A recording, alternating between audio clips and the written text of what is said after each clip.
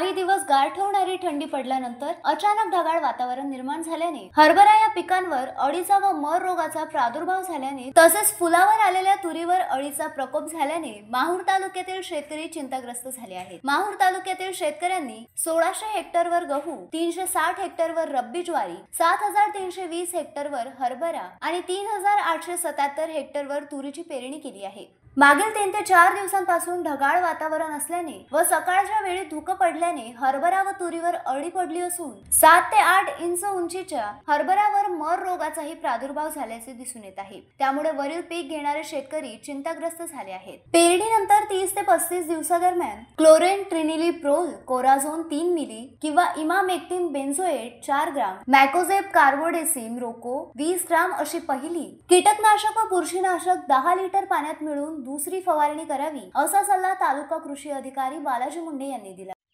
खूप मोठे अळे आहे याच्यामध्ये। हे अळीच आहे, हे अळी आहे त्यामध्ये।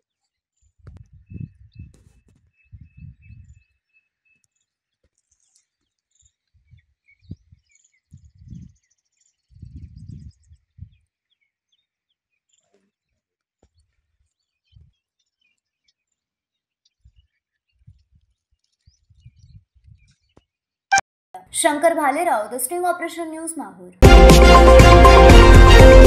द स्टिंग ऑपरेशन न्यूज, सत्याचे दुसरे नाव, अन्यायावर लेखणीचा घाव।